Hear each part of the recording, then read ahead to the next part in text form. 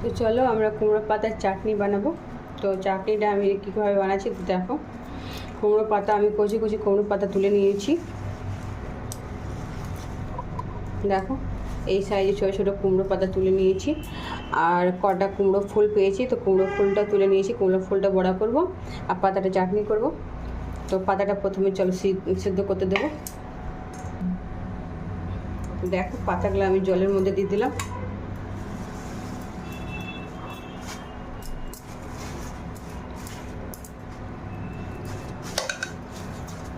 জলের মধ্যে দিয়ে ঢাকা দিয়ে সিদ্ধ করতে দেবো।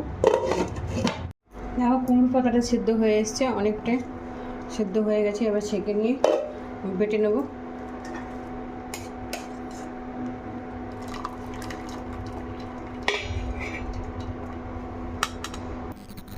এদিকে কড়াইটা গরম করে নেব আর তেল দিয়ে দেবো।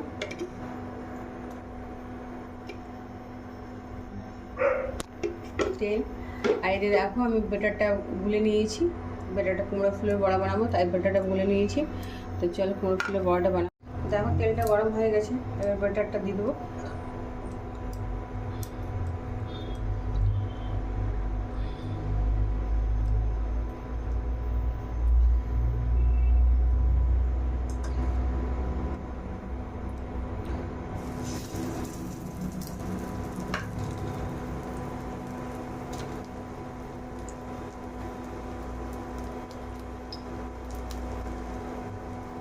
এক একটা করে বাটার দিয়ে দেবো।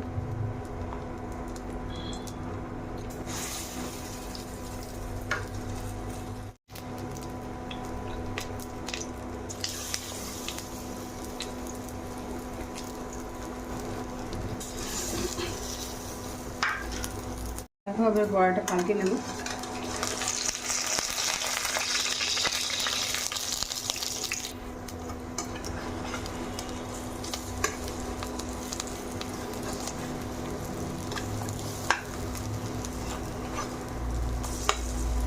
কুমড়ো পাতাটা আমি ছাড়িয়ে নেব।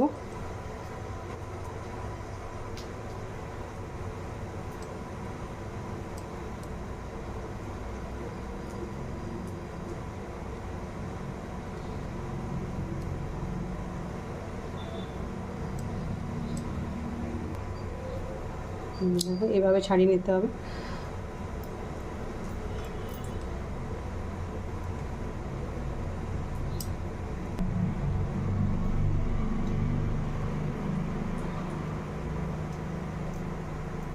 ফাইনালি আমি সব ছাড়িয়ে নিয়েছি কুমড়ো পাতাগুলো।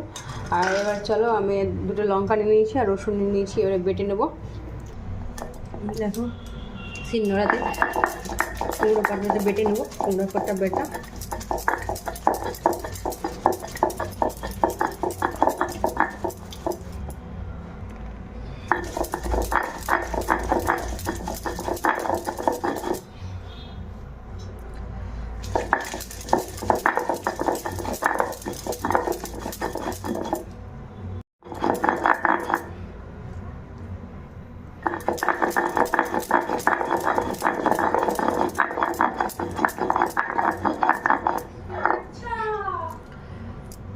চাটনিটা রেডি হয়ে গেছে। তো চাটনির মধ্যে অল্প নুন দিয়ে দেবো। নুন, এক ফোঁটা তেল, কাঁচা সরষের তেল আর এক টুকরো নেম্বু